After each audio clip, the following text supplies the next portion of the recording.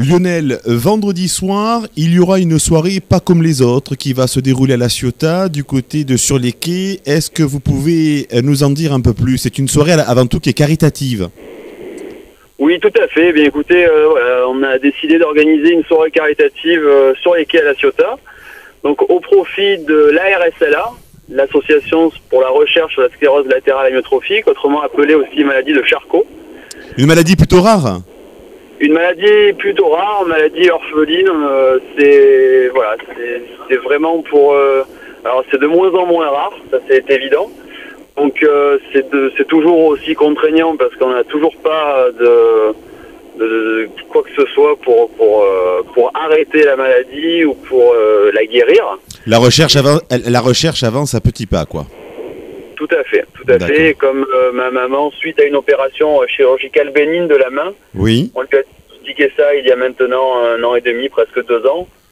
Voilà, elle est maintenant à un stade où elle est paralysée, elle parle plus, et c'est assez ennuyeux de voir ses proches diminuer petit à petit en disant ah ben non, il n'y a rien à faire. Et votre maman à quel âge, Lionel? 67 ans. Oui, donc c'est jeune. Ça reste trop jeune. Oui, voilà. C'est clair, bien sûr, bien sûr. Même s'il n'y a pas d'âge, hein, parce qu'il y en a qui l'ont avant, il y en a qui l'ont après. Bien entendu, comme la plupart des maladies. Lionel, on rappelle que vous êtes de La Ciotat, hein? Oui, tout à fait. Voilà. On a le même code postal, c'est Céreste. Ah ben voilà, oui, oh, ben c'est pas... dans le passé, de toute façon, les deux communes étaient rattachées. Et ça risque de l'être dans l'avenir aussi. Donc, ben, c'est très bien. Alors, cette motivation qui est à la base personnelle, mais qui va devenir de surcroît plutôt collective, Lionel. Tout à fait, c'est le but en fait. J'agis avec en organisateur en fait bénévole pour cette association, oui. Qui est donc à Paris, qui est basée à Paris. Au lieu de voilà, après c'est ma vision des choses. Il y en a qui préfèrent faire leur association, faire leur truc dans leur coin. Moi, j'ai préféré jouer collectif et que ça serve à tout le monde. Bien sûr. Donc il y a la chance de travailler dans le milieu artistique. J'ai pu ramener des amis. Tels que ce qu'on peut voir sur l'affiche, donc le chanteur de Martin Solveig, Jay Sebag, on a Tef et Akram qui ont fait The Voice, on a Benedetto et Farina qui sont un duo de DJ avignonnais qui tourne à l'international, ainsi que Danny Hendrix aussi qui est très connu à La Ciotat et qui est très connu ailleurs aussi puisqu'il est en train de remixer maintenant les plus grands mondiaux.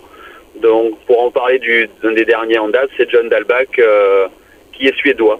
Moi, j'étais avec lui il n'y a pas longtemps et c'est vraiment l'artiste à suivre. On a parlé donc du but, Lionel, de la soirée. Alors maintenant, du déroulement. Alors est-ce que ces personnes, justement, ces VIP, seront présents vendredi soir à La Ciotat?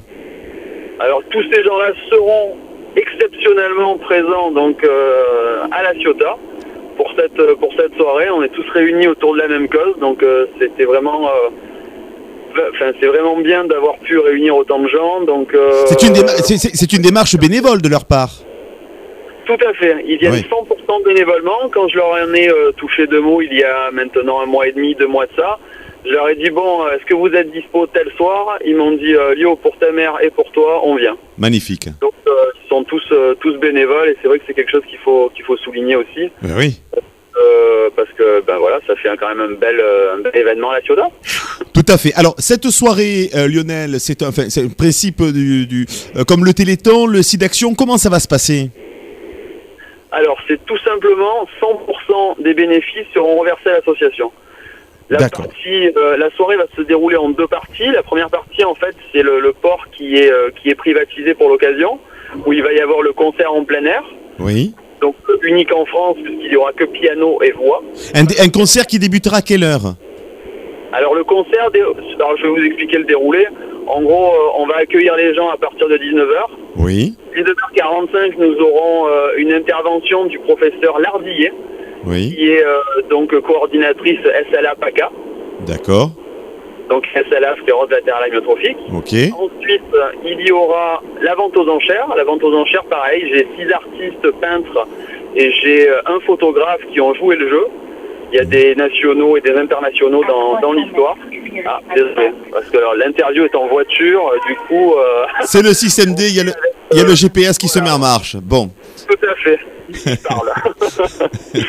donc du coup, ces artistes aussi se sont mis au diapason et on dit nous aussi on offre nos œuvres et ça partira pour l'association. Donc une vente aux enchères. D'accord. Une vente aux enchères et ça sera suivi donc de ce fameux concert de Jay Sebag. D'accord. Pardon, on vous a mal entendu, Lionel. Le concert de Jay Sebag. Voilà, d'accord. Le concert de Martin Solveig, la voix de Martin Solveig. L'entrée est fixée à combien pour avoir un maximum d'informations pour nos auditeurs? Alors, je vous dis tout. La première partie est à 45 €. Oui. Donc, où il y a la vente aux enchères, le concert ainsi qu'un cocktail dînatoire par un traiteur. D'accord. Vous avez tout ce qu'il faut. Il y a le repas, il y a à boire, il y a tout à consommer avec modération, évidemment, toujours. Oui, bien sûr. Et donc, la deuxième partie, là, c'est une soirée clubbing à 15 €. Alors, ma volonté, en fait, était tout simplement de toucher un maximum de public pour informer de la maladie et pour récolter un maximum de dons.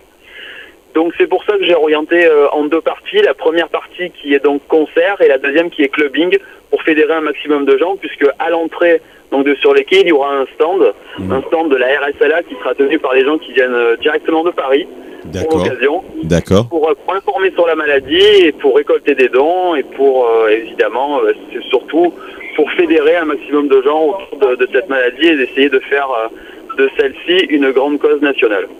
D'accord. Donc, les fonds seront reversés donc à cette association. Et après, qu'est-ce que va en faire l'association de ces fonds? Alors, c'est tout simplement pour la recherche. Donc voilà, retransmis donc à la recherche. À la recherche, parce qu'il faut vraiment que ça avance maintenant. Donc voilà. Tout sera dédié à la recherche. Donc beaucoup de VIP, une manifestation qui va se dérouler à La Ciotat, mais qui risque de devenir, on vous le souhaite, plutôt nationale, parce que bon, c'est clair que c'est pour la bonne cause.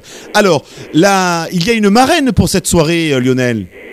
Alors j'ai la chance d'avoir une super marraine, tout à fait. Oui. Et ce n'est rien d'autre que Clémentine Célarié. Donc cette grande chance. J'ai eu ça, donc voilà, c'est pour ça d'ailleurs que je suis allé la chercher à Avignon. Nous sommes à Avignon là où elle donne un super spectacle, mais elle va peut-être vous en parler elle-même. D'accord. Alors Lionel, avant de me passer Clémentine Salarié, Lionel, comment vous avez connu Clémentine par quelle occasion? Eh bien écoutez, tout simplement grâce à l'association. Bon, d'accord. Vous le savez déjà, c'est quelqu'un de très engagé qui se bat pour beaucoup de causes. Oui. Et en l'occurrence pour celle-ci. Oui. Donc quand j'ai contacté l'association, on m'a dit ça serait peut-être bien d'avoir une marraine ou un marin ou quelque chose. Et j'ai dit oui, avec plaisir. Alors on m'a proposé Clémentine et c'est vrai que quand on s'est rencontrés, on travaille dans le même esprit, on combat pour les mêmes choses. Et on s'est très bien entendu et du coup elle a validé le fait d'être la marraine. Donc j'ai la chance d'avoir Clémentine comme marraine. Bon, eh bien c'est merveilleux. Bonjour Clémentine. Bonjour. Merci de nous accorder justement cette interview. Alors Clémentine, on connaît bien entendu votre côté humaniste. On se souviendra toujours de ce baiser lors d'un des premiers SIDAction, qui fait d'ailleurs toujours le buzz d'ailleurs sur Internet aujourd'hui. Est-ce que vous pouvez nous rappeler justement votre motivation d'être aux côtés de Lionel pour cette soirée exceptionnelle à La Ciotat vendredi? Mais en fait, ça me paraît évident. Si vous voulez, comme vous avez dit tout à l'heure, une soirée pas comme les autres. Moi, j'aime les choses quand elles sont pas comme les autres, surtout quand elles sont qu'elles fédèrent une solidarité, parce que c'est un mot qui est pour moi essentiel, et surtout aujourd'hui, dans ces temps moroses, de crise financière, matérielle, humainement, on est vraiment appelé à être ensemble. Enfin, je veux dire, pour moi, c'est essentiel qu'on se mobilise pour créer cette maladie, la maladie de Charcot. C'est une maladie qui se tend de plus en plus, qui peut arriver à n'importe qui. C'est quelque chose de monstrueux. C'est quelque chose, une maladie qui atteint les neurones, qui conduisent les muscles volontaires. C'est-à-dire que moi, j'ai un ami qui s'appelle Thierry Monfray.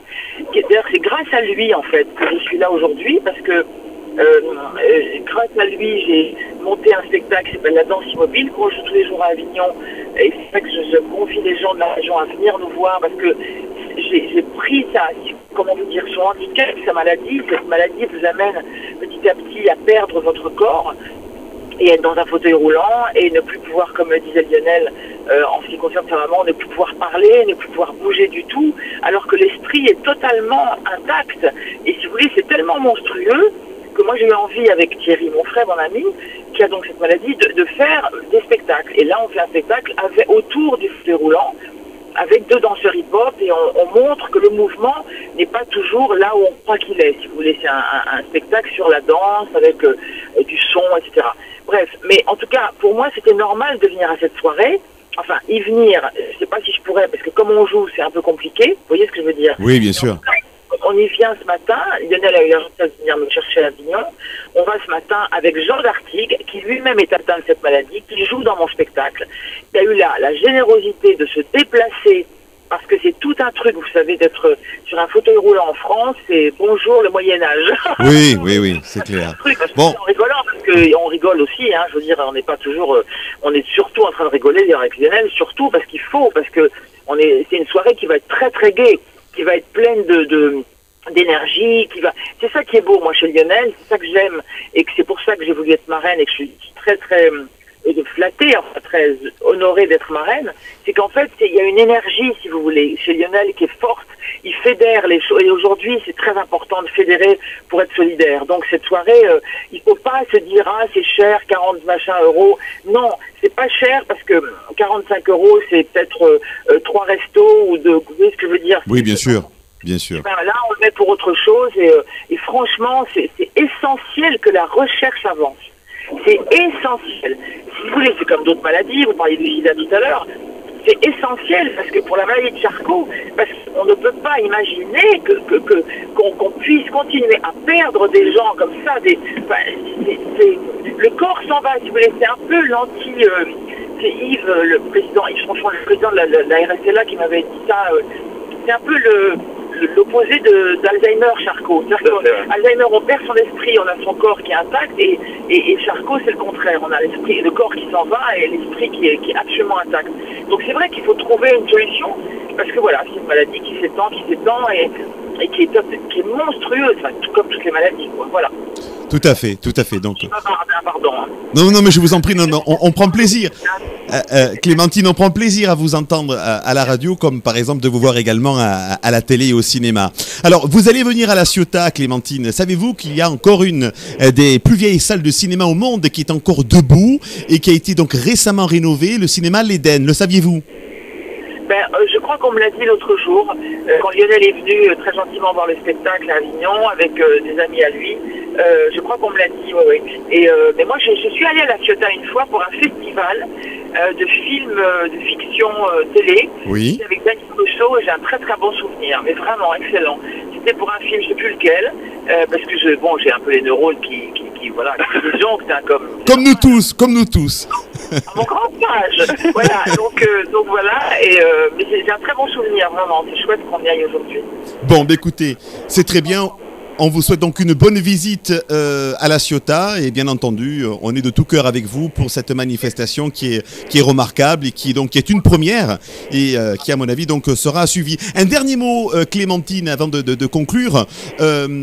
Trouvez-vous, parce que à l'époque, Colu justement protestait déjà, que il fallait justement monter des associations et subir quelque part un désengagement de l'État dans ce domaine.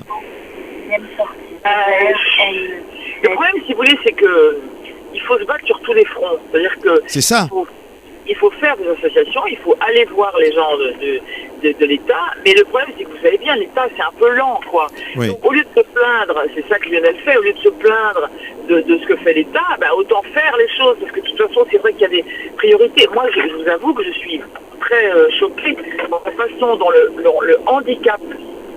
Je trouve ça incroyable qu'on exclut des personnes qui sont déjà dans une difficulté monstrueuse. Vous voyez ce que ça veut dire? Que déjà, être sur un fauteuil roulant, c'est bonjour l'ambiance, bonjour la vie, c'est atroce. Enfin, c'est une vie qui est de toute façon déjà difficile, et qu'en plus, ces personnes-là, elles sont exclues. Moi, c'est pour ça que j'ai fait mon spectacle avec des personnes en fauteuil roulant, et qu'on fait la fête, parce qu'il y a une joie chez les êtres qui ont la maladie de Charcot, souvent une force intérieure, une puissance spirituelle, un truc incroyable, qui est une leçon à donner à d'autres gens qui ont leurs jambes et qui se rendent même plus compte de la chance qu'ils ont. Donc si vous voulez, ce que je veux dire, c'est que je suis d'accord avec vous, l'État ne fait pas assez, il faudrait que l'État fasse plus, ça c'est sûr. Mais vraiment, parce que, mais vous voyez, au lieu d'aller voir quelqu'un à un ministère, moi j'aime mieux aller voir mon pote Thierry qui est dans le fauteuil, vous voyez. Oui, bien sûr. Vous voyez. Je comprends. Faire un appel toujours au gouvernement pour qu'il fasse plus, que les gens soient plus conscients qu'ils ne sont pas seuls, que la course à la vie, c'est pas la course à l'argent, c'est la course à la vie vraie, intérieure aussi, et à la solidarité, quoi. Tout simplement, la vie, c'est la solidarité pour moi. Tout à fait, tout à fait. Alors, Clémentine, merci beaucoup. Et puis, on espère vous revoir bientôt à la Ciotat. moi aussi, merci. Merci. Lionel, on rappelle pour conclure cette interview, donc on attend les Ciotadins, les Saint-Cyriens, enfin tous les gens qui nous écoutent ce vendredi soir à la Ciotat, c'est à partir de 19h, c'est bien ça? C'est à partir de 19h et je vais rajouter pour les Ciotadins, pour les Cérestins, pour tout ça, j'ai quand même des amis qui vont se déplacer de un peu plus loin, puisque j'en ai qui viennent de Londres, j'en ai qui viennent de Madrid. Oh là là, oui. Pour cette occasion, donc voilà, même si vous venez de plus loin, vous êtes les bienvenus. Il n'y a aucun souci. Alors, rappelez-nous le nom de cette soirée, parce qu'elle a un nom. Tout à fait. Alors, j'ai donné ce nom-là, Sunset Deep, Oui. tout simplement. Pour deux raisons. La première, c'était pour Sunset, c'était le fait que j'ai eu la chance de pas mal voyager, d'attendre ce moment magique, ce moment que tout le monde attend, donc ce coucher de soleil, Sunset, tout simplement, qui est ce côté féerique, ce côté magique. Donc c'est ce que je veux dans ces soirées-là. Et c'est pour ça qu'entre 19h et 3h du matin, il y aura un coucher de soleil aussi, donc il y aura un petit moment sympa à partager ensemble. Bien sûr. Et de surcroît, le deep, ça vient plus pour la musique, donc la deep house. Deep house, bien sûr. Voilà. D'accord. Tout simplement, voilà, fermer les yeux et on est là où il faut et tout le monde, les yeux fermés, se trouve au même moment, au même endroit. Et ce moment féerique, c'est ce que je voulais reproduire dans ce genre de soirée. Voilà, donc Sunset Deep, c'est à partir donc de 19h ce vendredi à la Ciotat. Ça se passe sur les quais et sur le quartier de l'Escalier également. Tout à fait, ça sera devant. Sur toute la partie. Voilà, 19h, 3h du matin, deux parties. Première partie concert, deuxième partie clubbing avec des artistes internationaux. C'est la première fois à la Ciotat. Très bien. Eh bien, merci et bonne soirée. Merci beaucoup et à très vite.